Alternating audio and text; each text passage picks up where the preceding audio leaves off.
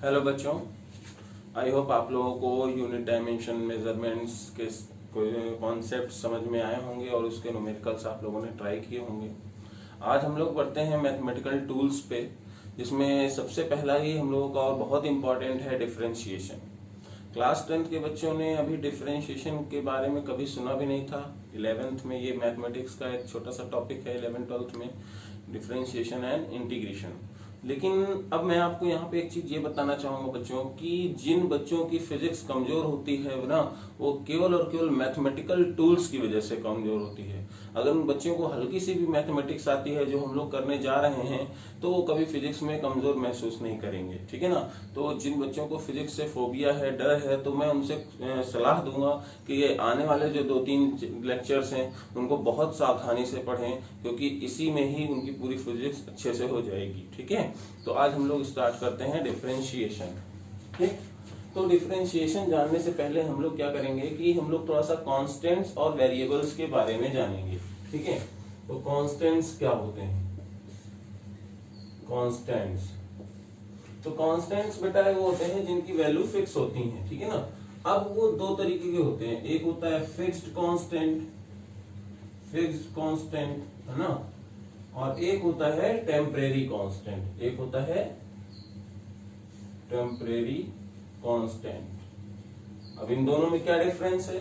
जैसे बेटा स्मॉल जी ग्रेविटेशनल, ये स्मॉल जी क्या है? एक्सेलरेशन ड्यू टू ग्रेविटी, सबको पता है इसकी वैल्यू 9.8 ही होती है, चाहे जहां यूज करिए। इसी तरह से है पाई, पाई की वैल्यू सबको पता है 3.14 होती है, चाहे जहां पे यूज करिए। सिमिलरली है capital G, capital G gravitational constant है, आप इसकी वैल्यू 6.67 × 10⁻11 होगी, आप चाहे जहां पे यूज करिए। तो जिनकी वैल्यू किसी भी सिचुएशन में फिक्स है वो होते हैं फिक्स्ड कांस्टेंट। अब बात करें अगर हम टेम्परेरी कांस्टेंट्स की, तो बेटा टेम्परेरी कांस्टेंट्स वो होते हैं जो किसी पर्टिकुलर सिचुएशन के लिए कांस्टेंट होते हैं। सिचुएशन चेंज तो उनकी वैल्यू भी चेंज हो जाती है। एग्जांपल, जैसे मैंने एक यहाँ पे ब्लॉक लिया है जिसका मास m है, यहाँ पे फोर्स मैंने F लगाया और जिससे एक्सेलरेशन a हो रहा है। मैं फोर्स की वैल्यू चेंज करता जाऊंगा तो एक्सेलरेशन चेंज हो रहा है। तो कैसे होगा? सबको फॉर्मूला पता है। अब अगर मैं यहाँ ब्लॉक में 2 kg ले लेता हूं, तो मैं क्या देखता हूं कि अगर F1 की वैल्यू 1 न्यूटन है तो A1 आ जाएगा 1/2। F2 में 2 न्यूटन लेता हूं तो A2 की वैल्यू आ जाएगी 2/2। F3 की वैल्यू 3 लेता हूं तो A3 की वैल्यू आ जाएगी 3/2। तो आप क्या देख सकते हो बेटा कि जो मास m की जो 2 kg वैल्यू है वो इस सिचुएशन में फिक्स है। तो क्या जब कभी भी अब बराबर में लगाएंगे तो क्या हम m की वैल्यू 2 लेंगे? ऐसा नहीं, लेकिन हाँ m की वैल्यू इस केस में क्या है? 2 है, जो कि कांस्टेंट है। तो ये हो जाएगा टेम्परेरी कांस्टेंट, ठीक है। अब बात करते हैं वेरिएबल्स की। वेरिएबल्स, तो वेरिएबल्स क्या होते हैं? ये भी 2 टाइप के होते हैं बेटा जिनकी वैल्यू चेंज हो रही होती है। तो एक होता है इंडिपेंडेंट वेरिएबल्स, इंडिपेंडेंट वेरिएबल्स, और एक होता है डिपेंडेंट वेरिएबल्स, ठीक है। Independent variables, dependent variables. अब इनमें क्या होता है, ये कैसे होगा? अब जैसे मैं आपको एक एग्जांपल लूं कि मेरी जो गाड़ी की स्पीड है वो 5 मीटर पर सेकंड की थी, तो जरा मुझे बताओ कि हर सेकंड में मेरी डिस्टेंस कितनी कवर होगी। तो हम लोगों का जो फॉर्मूला हुआ वो कैसा हुआ? Speed is equal to distance upon time. तो distance is equal to v × t। अब जरा देखो बेटा, अगर मैं यहाँ पे देखूं तो x की वैल्यू 5t आ जाएगा। अगर t की वैल्यू 1 होती है तो x की वैल्यू 5 होती है, t की वैल्यू 2 होती है तो x की वैल्यू 10 होती है, t की वैल्यू 3 होती है, x की वैल्यू 15 होती है। तो आप क्या देखोगे बेटा कि जो t है टाइम, वो किसी पर डिपेंडेंट नहीं हो रहा है, वो ही पहले चेंज हो रहा है, वो इंडिपेंडेंट है। तो जो इंडिपेंडेंटली चेंज होंगे उनको हम लोग बोलेंगे इंडिपेंडेंट वेरिएबल्स, और इनके चेंज होने से जो डिपेंडेंट हैं, जो x बताओ जरा बेटा किस पे डिपेंडेंट है? t पे डिपेंडेंट है। तो अगर t चेंज होगा तो x की वैल्यू अपने आप चेंज होगी, तो x जो होगा वो डिपेंडेंट वेरिएबल्स कहलाएंगे, ठीक है। तो आई होप आपको समझ में आया होगा कि यहाँ पे जो x है वो डिपेंडेंट वेरिएबल है और टाइम जो है वो इंडिपेंडेंट वेरिएबल्स है। ठीक, तो अब हम लोग क्या करेंगे, हाँ ये एक्चुअली ये सेकंड में है, लिख दिया। अब हम लोग बात करेंगे कि फंक्शन क्या होता है। ठीक है बेटा, फंक्शन क्या होता है। अब जैसे मैंने देखा कि y जो एक डिपेंडेंट टर्म है वो x पे डिपेंडेंट था, लेकिन x में किस तरह से डिपेंड कर रहा है, इस रिलेशन को जो बताएगा उसको हम लोग बोलते हैं फंक्शन। तो फंक्शन को अगर डेफिनेशन में देखने जाएंगे तो क्या होगा, it is the term which relates independent variable with dependent variables. ठीक है, तो ये फंक्शन कहलाएगा। अब कितने टाइप के हो सकते हैं, अलजेब्रिक फंक्शन हो सकता है। ठीक है ना, अलजेब्रिक फंक्शन मतलब जिसमें जो पावर्स हैं वो कुछ इस तरीके से लिखी जा सकती हैं, समथिंग लाइक दैट। ठीक है, फिर है ट्रिग्नोमेट्रिक फंक्शन हो सकते हैं। इसमें क्या होगा, इसमें बेटा आप y is equal to sine x, cos x, tan x के टर्म में लिख सकते हो, ट्रिग्नोमेट्रिक फंक्शन हो जाएंगे। फिर इसी जगह पे है एक्सपोनेंशियल फंक्शन। एक्सपोनेंशियल फंक्शन इसमें क्या होगा, एक्सपोनेंशियल फंक्शन में आप लिख सकते हो y is equal to e की पावर x और a की power x, where a is const, a is equal to 1 2 3 whatever, कुछ भी हो सकता है यहाँ पे। और फिर एक लॉग फंक्शन, ठीक है ना, लॉगरिथमिक फंक्शन। तो y इज इक्वल टू आप यहाँ पे log x लिख सकते हो। तो इस तरह के जो भी रिलेशंस होंगे जो y और x को रिलेट कर रहे होंगे उनको हम लोग बोलते हैं फंक्शन। ठीक है, आगे बढ़ते हैं। अब बात करेंगे बेटा हम लोग डिफरेंशिएशन की, इसकी डिफरेंशिएशन की। अभी तक जो हम लोगों ने देखा वो बेसिक था और यूजफुल होगा डिफरेंशिएशन को डिफाइन करने में। ठीक है, तो डिफरेंशिएशन क्या होता है, तो डिफरेंशिएशन जैसे नाम से ही क्लियर है, difference plus division, difference plus division, नाम से ही क्लियर है। तो कैसे इसको हम लोग डिफाइन करेंगे, तो बेटा जरा ध्यान से सुनना। अगर हमारे पास कोई फंक्शन है y is the function of x, तो पहले हम लोग क्या करेंगे, डिफरेंस लेंगे। ठीक है, और कैसे रिलेट कर रहा होगा ये, सपोज यहां से ये रिलेट कर रहा होगा कुछ ऐसे। एग्जाम्पल है कि कोई एक y जो है वो x के टर्म में ऐसे चेंज कर रहा हूं। ठीक, तो अगर ये यहां से x1 है और ये यहां से x2 है, ठीक है, तो कितना मैंने चेंज लिया है, if we take change in independent quantity, independent quantity में हमने चेंज लिया है कितना, x1 से x2, means we can say that delta x, जो कि हो जाएगा x2 माइनस x1। ठीक है, तो अब मैं क्या देख रहा हूं बेटा कि जो मेरा यहां से x1 से x2 का चेंज बेस में हुआ है, तो उसके चेंज में जो वर्टिकल चेंज होगा वो कितना होगा, ये वैल्यू y1 ले लेते हैं और ये वाली वैल्यू y2 ले लेंगे।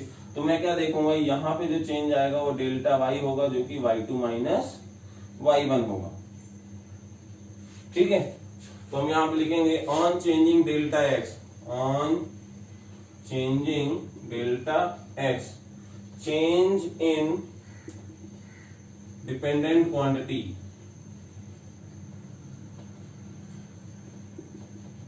वो कितना हो जाएगा, डेल्टा y होगा, जो कि y2 माइनस y1 होगा। तो मैं आपको फिर से एक बार बताऊं, यहाँ पे हम लोग कर क्या है, डिफरेंशिएशन में डिफरेंस और उनका डिवीजन लेना है, जो कि रेट ऑफ चेंज को शो करेगा। ठीक है, तो हम लोगों ने क्या किया, एक फंक्शन लिया जिसमें हम लोगों ने देखा y जो है x पर डिपेंडेंट है और कुछ इस तरीके से सपोज चेंज हो रहा है। तो अब हमने क्या किया, अगर इंडिपेंडेंट क्वांटिटी में हमने चेंज इतना लिया है, तो इस x के चेंज के होने की वजह से y में कितना चेंज आ रहा है, वो इतना चेंज आ रहा है। ठीक है ना, तो जो एवरेज रेट ऑफ चेंज आया, रेट ऑफ चेंज आया वो कितना है, रेट ऑफ चेंज तो कितना होगा rate of change sir, delta y upon delta x होगा, जो कि y2 minus y1 upon x2 minus x1 है। तो यही रेट ऑफ चेंज कहलाता है, यहाँ पे हमको मिल जाएगा। ठीक है, जो कि एक तरीके से और मिल रहा है, कैसे? अगर मैं इस पॉइंट को और इस पॉइंट को यहाँ से ऐसे डायरेक्ट मिला देता हूं तो मुझे देखो एक यहाँ एंगल थीटा मिल रहा है, तो इसको हम लोग लिख सकते हैं tan थीटा। ठीक है, जो कि क्या होगा, जो कि होगा स्लोप ऑफ कर्व। ठीक है ना बेटा? और तो हम लोग इतना जो फॉर्मूला मिला है वो क्या मिला है, जरा ध्यान सुनना। ये मिला है किस चीज का फॉर्मूला? रेट ऑफ चेंज का। कि रेट ऑफ चेंज कैसे हो रहा है, एक वैल्यू के चेंज करने से दूसरी वैल्यू किस रेट से चेंज कर रही है, इस चीज को जो शो करेगा वो यहाँ पे डिफरेंशिएशन होगा। लेकिन बेटा अभी मैं आपको एक चीज और बताने वाला हूँ, उस चीज को आगे थोड़ा ध्यान से देखना। आई होप आपको भी यहाँ पे समझ में आया होगा क्या किया हम लोगों ने। यहाँ पे किया कि इंडिपेंडेंट क्वांटिटी के चेंज होने से डिपेंडेंट क्वांटिटी चेंज हो रही है, उस रेट को जो शो कर रहा है, उस रेट को जो शो कर रहा है वो होता है डिफरेंशिएशन। ठीक है, आई होप आपको यहाँ पे क्लियर हुआ होगा। तो आगे हम लोग और बढ़ते हैं।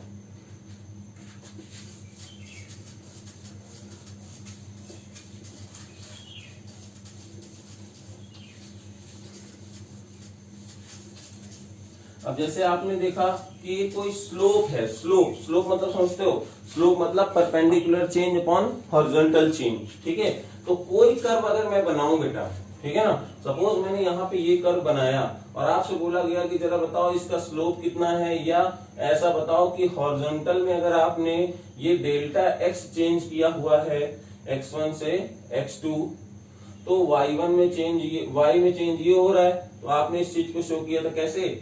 आपने शो किया था इस थीटा के थ्रू, जिसको आप स्लोप बोल रहे थे। तो tan थीटा अगर मैं लगाऊंगा तो कितना लगाऊंगा? Perpendicular change upon horizontal change, ये मैंने लगा दिया था, तो जिससे मुझे ये रेट ऑफ चेंज निकल के आया था। बट बेटा जरा मुझे बताओ, क्या ये थीटा हर चेंज के लिए सेम होने वाला है? नहीं, तो ये एवरेज रेट ऑफ चेंज कहलाएगा। क्या कहलाएगा?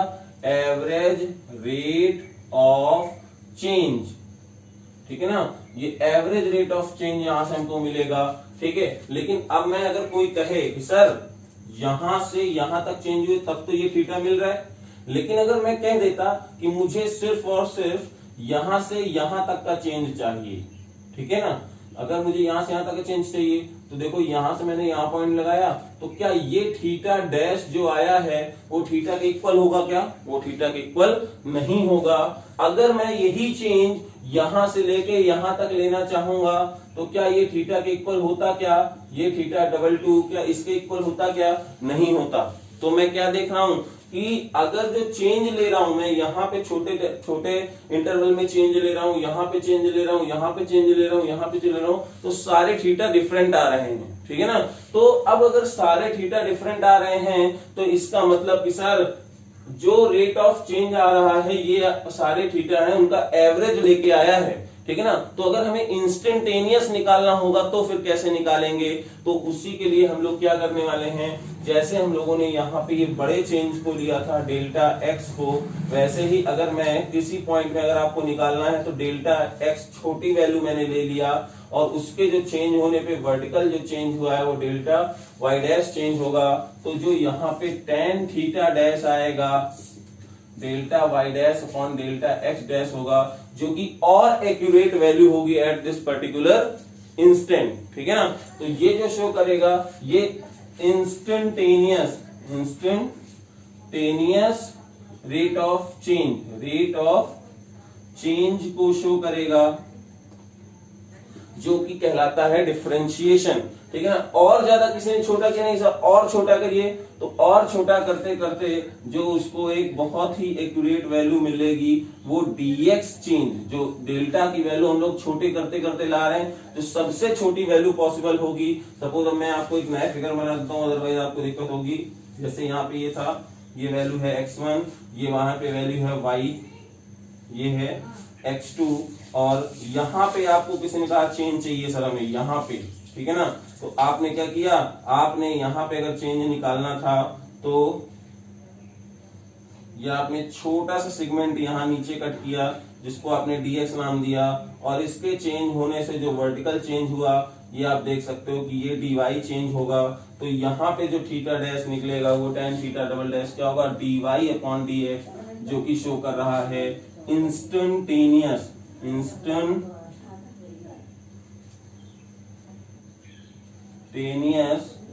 Rate of change. ठीक है ना, instantaneous rate of change of one dependent variable with respect to independent variable, and this is the definition of differentiation. तो मैं आपको डिफरेंशिएशन की डेफिनेशन बता दूं क्या होती है। कई सारे बच्चे ऐसे होते हैं जिनको कुछ भी क्लियर नहीं होता और बस ऐसे ही पढ़ते हैं कि हाँ बड़े को छोटा कर रहे हैं, छोटे को बड़ा कर रहे हैं, ये सब फालतू की बातें नहीं। सीधे आपको डिफरेंशिएशन की डेफिनेशन क्या बोलनी है, it is the rate instantaneous rate of change of one dependent variable with respect to independent variable. तो ये हो जाएगी हमारी एक्चुअल की डेफिनेशन, जो कि शो होती है dy बाई dx से। आई होप आपको ये समझ में आया होगा। मैं अगर आपको एक एग्जांपल दे दूं ना तो आपको और अच्छे से क्लियर आएगा डिफरेंशिएशन के बारे में, तो वो मैं आपको एग्जांपल दे रहा हूं।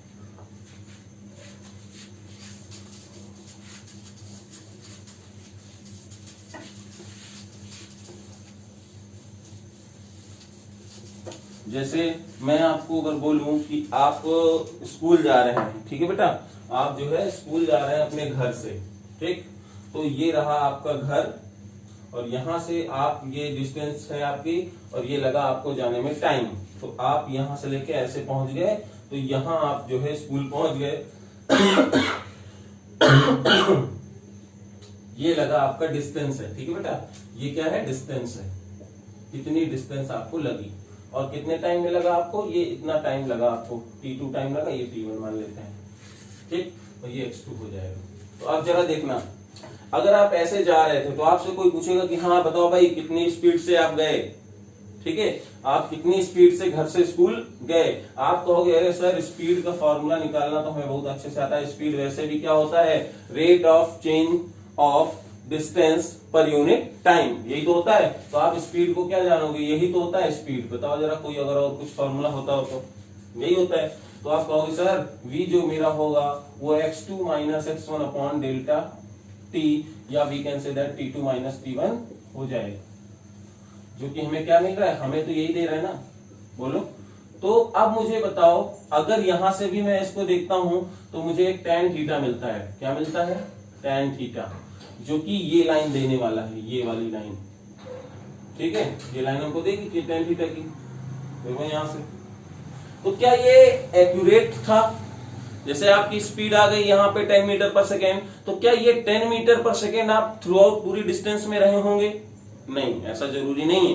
क्यों, क्योंकि बीच में ब्रेकर भी आया होगा, बीच में खाली रोड भी मिली होगी, बीच में ट्रक भी आया होगा, बीच में मोड़ भी आए होंगे, तो आपकी स्पीड क्या हो रही होगी, वेरी हो रही होगी। तो अब जरा देखना बेटा ध्यान से, क्या ये यहाँ का थीटा जो है वो सेम है, यहाँ का थीटा सेम है, क्या यहाँ का थीटा सेम है, नहीं, हर जगह के थीटा क्या है, डिफरेंट हैं। तो अगर हर जगह के थीटा डिफरेंट है मतलब स्लोप डिफरेंट है, तो हर जगह का रेट ऑफ स्पीड भी, मतलब जो स्पीड है वो भी क्या है, डिफरेंट होगी, है ना बेटा। तो जो इंस्टेंटेनियस, किसी ने कहा कि यहां से जाने में यहाँ पे आपको 20 सेकंड लग रहे थे, मुझे सिर्फ ये चाहिए कि आपकी जो 10वें सेकंड में स्पीड थी, 10th सेकंड में जो आपकी स्पीड थी वो कितनी है। तो मुझे बेटा यहां से क्या बताना पड़ेगा, मुझे यहां से ये वाला थीटा बताना पड़ेगा ना, ये वाला थीटा बताना पड़ेगा कि यहाँ पे कितना थीटा उसने बनाया है। तो जो इस पर्टिकुलर इंस्टेंट की रेट ऑफ चेंज की बात की जाएगी वो कहलाएगी यहाँ की डिफरेंशिएशन वैल्यू से हम लोग निकाल पाएंगे इंस्टेंटेनियस रेट ऑफ चेंज, जो कि हो जाएगा dx अपॉन dt। क्या हो जाएगा, dx अपॉन dt। तो आई होप आपको डिफरेंशिएशन का फीलिंग समझ में आया होगा। क्यों यूज करते हैं हम लोग यूज करते हैं कि किसी भी एक डिपेंडेंट क्वांटिटी का दूसरे के टर्म में अगर चेंज हो रहा है तो किसी पर्टिकुलर इंस्टेंट में किस रेट से चेंज हो रहा है, इस चीज को जो शो करेगा वो हो जाएगा डिफरेंशिएशन। आई होप आपको क्लियर हो गया हो। अब हम लोग आगे न्यूमेरिकल्स में बढ़ते हैं।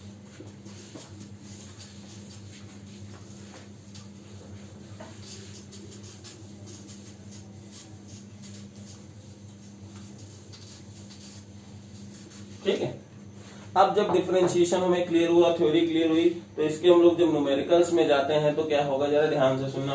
फॉर्मूले हैं बेटा कुछ, उन फॉर्मूलों को हमें थोड़ा सा लर्न करना है और उसके बाद आगे बढ़ना है। ठीक, जैसे पहला ही फॉर्मूला है, सपोज y अगर कोई एक कांस्टेंट वैल्यू होती, y एक कोई कांस्टेंट वैल्यू होती और पूछा जाता है इसका रेट ऑफ चेंज बताओ, तो बेटा देखो हम लोग क्या करते हैं, एक छोटा सा सेगमेंट कट किया dx का, उसमें dy कितना चेंज हुआ, वहां तो कोई चेंज हुआ ही नहीं, dy कोई चेंज हुआ ही नहीं, तो इसलिए क्या लिखेंगे, dy बाई dx जो होगा वो 0 हो जाएगा, क्योंकि जब इसकी वैल्यू भी 0 हो जाएगी तो यहाँ पे कांस्टेंट का डिफरेंशिएशन क्या आने वाला है, 0 आने वाला है। ठीक है, अब इसी तरह से अगर मैं y की वैल्यू x ले लेता हूं तो क्या होने वाला है, अगर मैं y की वैल्यू को x ले लेता हूं, सपोज ये तो लाइन ऐसे जाएगी, ये रहेगी y, ये रहेगा x, जितना y चेंज जितना x चेंज, तो अगर मैं यहां से dx कट करता हूं, कोई वैल्यू dx कट करता हूं, तो जो ये dy चेंज हुआ है ये भी तो dx ही हुआ होगा, तो मैं क्या देखता हूं, dy बाई dx जो होगा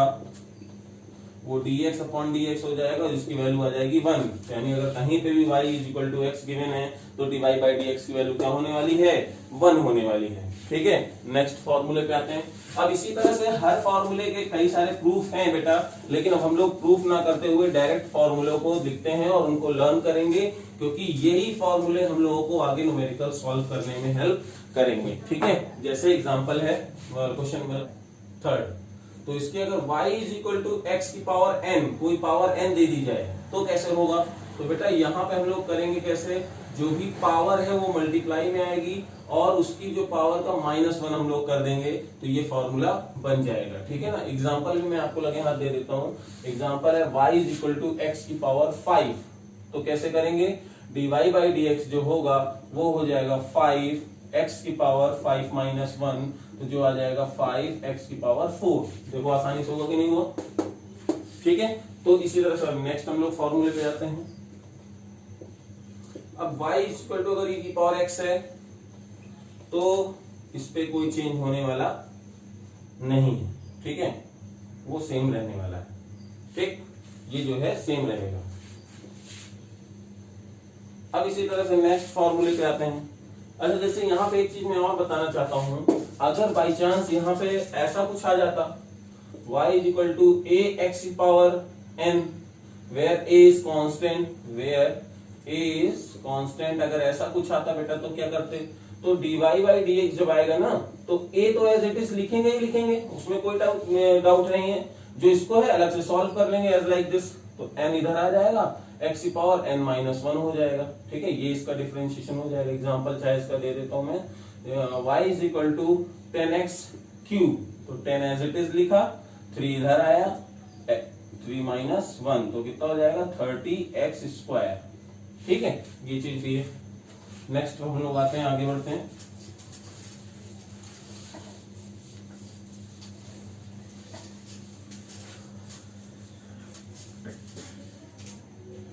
हम लोग फॉर्मूले पे आते हैं direct. y is equal to अगर log x है तो इसका फॉर्मूला हो जाएगा dy बाई dx का 1 upon x।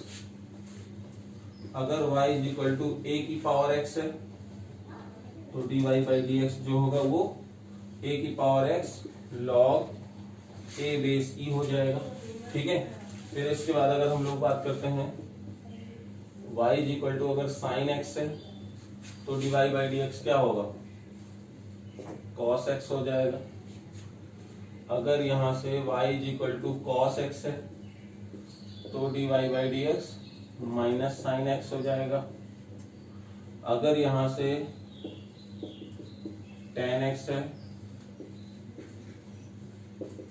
sec square x हो जाएगा।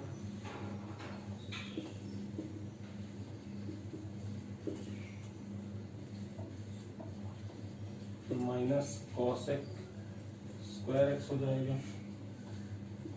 y इज इक्वल टू अगर sec x है तो dy बाई dx जो होगा वो sec x into tan x हो जाएगा।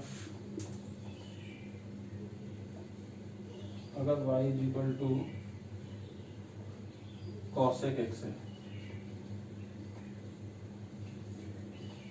dy बाई dx जो होगा वो minus cosec x into cot x।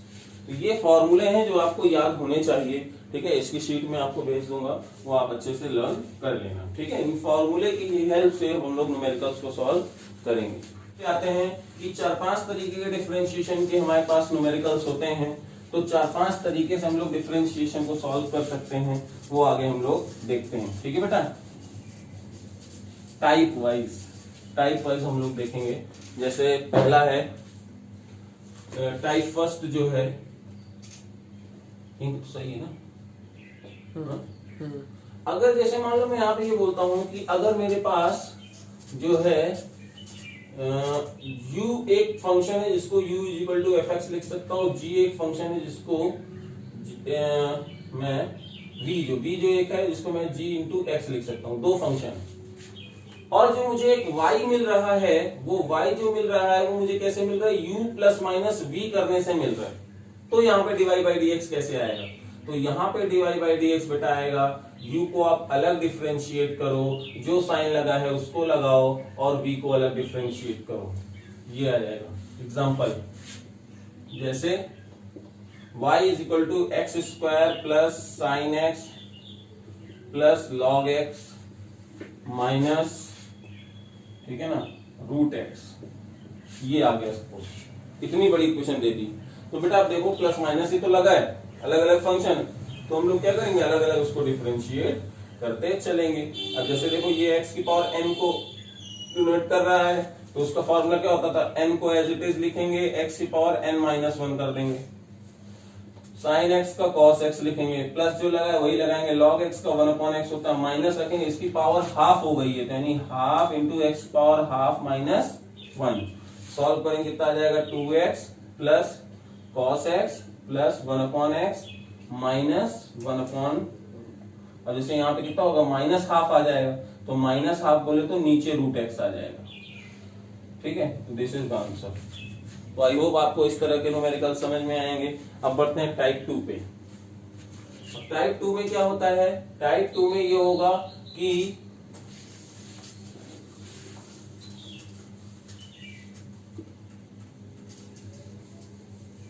Type 2 में बेटा ये होने वाला है कि जब ये दोनों फंक्शंस के मल्टीप्लिकेशन से हमको मिलके बनेगा, तो कैसे करेंगे, फर्स्ट को एज इट इज, दूसरे को डिफरेंशिएशन, प्लस दूसरे को एज इट इज, फर्स्ट को डिफरेंशिएशन। इस तरीके से हमारा ये करने वाले हैं, ठीक है। कैसे, जरा ध्यान से सुनना। एग्जाम्पल ये है y is equal to x square sine x.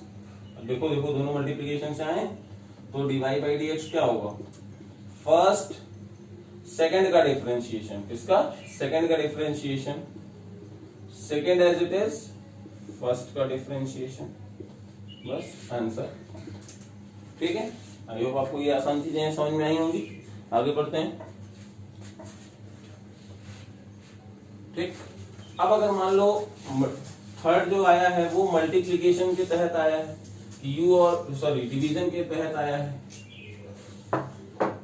Third application में क्या होगा, u डिवाइडेड बाई v से आया है, तब कैसे करेंगे, तो dy बाई dx जो आएगा वो कुछ ऐसा होगा, डिनोमिनेटर फिर न्यूमरेटर का डिफरेंशिएशन माइनस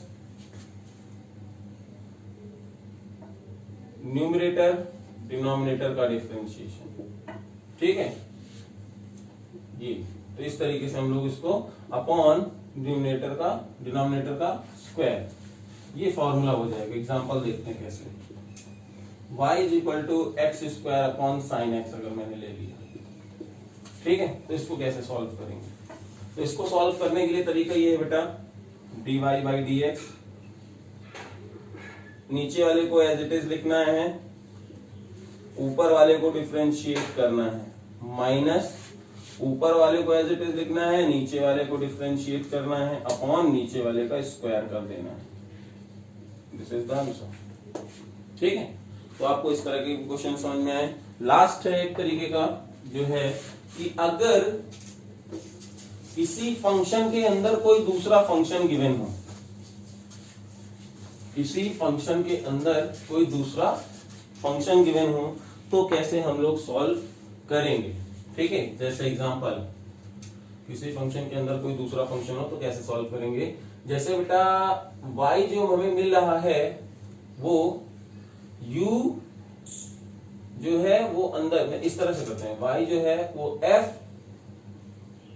gx ऐसे मिल रहा है। तो हम लोग कैसे काम करेंगे, फंक्शन के अंदर एक फंक्शन, ठीक है। तो इसको कुछ इस तरीके से करेंगे बेटा, बाहर वाले को डिफरेंशिएट करना है लेकिन उसके अंदर जो लिखा है उसको एज इट इज रहने दो, और बाद में अंदर वाले को अलग से डिफरेंशिएट कर दो। मतलब पहले बाहर वाले को डिफरेंशिएट करो, अंदर वाले को पता भी ना चले, और फिर क्या करो, अंदर वाले को अलग से डिफरेंशिएट कर दो। इस तरीके से हम लोगों को करेंगे, यहाँ पे करना है कैसे। Example, y is equal to sine x cube plus 5x² plus 10। अब देखो यहाँ पे फंक्शन है साइन और उसके अंदर भी एक फंक्शन है, तो कैसे सॉल्व होगा। तो dy बाई dx जो होगा वो जो होने वाला है साइन का होता है cos, और अंदर वाला जो है उसको एज इट इज अभी रहना है, अंदर वाले को अभी एज इट इज रहना है, और फिर इधर वाले को फिर से डिफरेंशिएट कर देना है। तो वो आ जाएगा 3x² प्लस 10x प्लस 0, ठीक है। तो ये हो जाएगा आपका आंसर, ठीक। तो आई होप आपको ये चीज समझ में आई होगी। अब जरा देखो ध्यान से बेटा, कितना मिनट हो गया, 32 कुछ और क्वेश्चन। तो मैं आपको कुछ क्वेश्चन और करा रहा हूं, उनको जरा ट्राई करते हैं, फिर होमवर्क के लिए आपको दूंगा, ठीक है। अब मैं आपको कंबाइंड तरीके से दे रहा हूं, ठीक है। कंबाइंड तरीके से क्वेश्चंस मैं आपको दे रहा हूं, यही 4 टाइप के हैं जो आपको डिफरेंशिएशन में आएंगे ही आएंगे। अब जैसे आपको कुछ क्वेश्चन एक ऐसा दिया जा सकता है, y is equal to log sine x square, ठीक, ये दे दिया गया। तो अब देखो भाई, फंक्शन के अंदर फंक्शन और उसके अंदर एक और फंक्शन, ठीक है। तो कैसे सॉल्व करेंगे, तो बेटा बस ये तरीका देखे रहना। लॉग का क्या होता है 1/, तो ये पूरा को अभी एज इट इज मान के चलना है। तो लॉग को जब हम लोग डिफरेंशिएट करेंगे, सॉरी, तो क्या होगा, पहला डिफरेंशिएशन साइन x², ये एज इट इज हो गया, ठीक। अब साइन वाले को डिफरेंशिएट करो, तो साइन का होता है cos, cos वाला होगा और ये हो गया। अब अंदर वाले को आता है x², तो x² का होता है 2x। एक तरीके से हम लोग काम करते जाएंगे, हमारे आंसर आते जाएंगे, ठीक है। नेक्स्ट क्वेश्चन है कि y is equal to x plus 1/√x, ये रूट ले सकते हैं दोनों को, की पावर 7। अब इसको डिफरेंशिएट करना है बेटा, कैसे करेंगे। देखो पहले तो ऑलरेडी ये एक्सपोनेंशियल फंक्शन है, ऊपर से भी लगा हुआ है, यानी एक ऊपर अलजेब्रिक फंक्शन है और नीचे भी एक अलजेब्रिक फंक्शन है। भाई देखो, अगर इसको आप मल्टीप्लाई करेंगे तो पावर्स में आएगा कि नहीं आएगा। तो हम कैसे करेंगे, dy बाई dx, पहले बाहर वाले फंक्शन को सॉल्व करना है, 7 इंटू √x प्लस 1/√x की पावर 7 माइनस 1 इंटू, अब अंदर वाले को करते हैं। तो अंदर वाले देखो x की पावर हाफ है, तो हाफ इंटू x की पावर हाफ माइनस 1 प्लस, अब देखो जब ये नीचे है तो ऊपर जाएगा तो माइनस हाफ हो जाएगा, तो यहां से आएगा माइनस हाफ इंटू एक्स की पावर माइनस हाफ प्लस 1। तो ये इतना होगा इसका डिफरेंशिएशन। अब सिंप्लीफाई करते हैं इसको, कैसे होगा, 7√x प्लस 1/√x की पावर 6 इंटू, अब ये हाफ तो रहेगा, ये माइनस में आ गया, तो यानी हाफ। अब देखो माइनस हाफ का मतलब नीचे आ जाएगा ना ये, क्योंकि अगर प्लस हाफ होता तो ऊपर रहता रूट में, माइनस हाफ है तो नीचे आ जाएगा, और -1/2, अब ये प्लस हाफ है तो ये ऊपर चला जाएगा, ठीक है। दिस इज द आंसर, तो ये इसका आंसर हो जाएगा। आगे हम लोग पढ़ते हैं।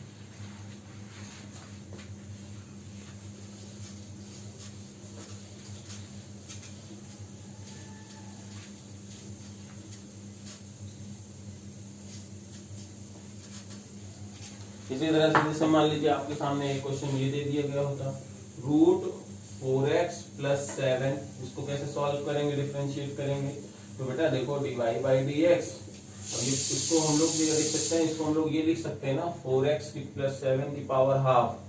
तो पावर पहले एक्सपोनेंशियल अलजेब्रिक है और उसके ऊपर भी अलजेब्रिक है, तो पहले बाहर वाले अलजेब्रिक को सॉल्व करेंगे, अंदर वाले को पता भी नहीं चलेगा, ठीक है ना।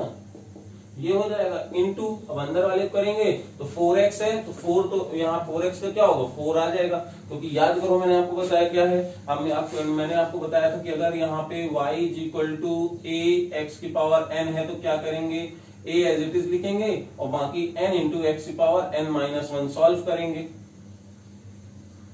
तो कैसे होगा, जैसे यहाँ पे क्वेश्चन में देख लो y is equal to 4x था तो 4 को तो एज इट इज लिखा, अब ये x की पावर 1 है ना तो 1 इंटू एक्स की पावर 1 माइनस 1 तो 0 हो गया, तो कितना है 4 आंसर आ गया यहाँ पे, है ना।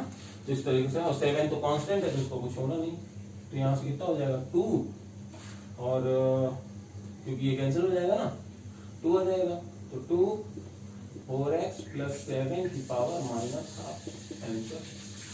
तो इस तरीके से बहुत सारे क्वेश्चंस हैं जो आप कर सकते हैं, ठीक है। मैं आपको एक शीट दूंगा जिसमें 15-20 क्वेश्चंस होंगे डिफरेंशिएशन के, आप उनको ट्राई कीजिएगा।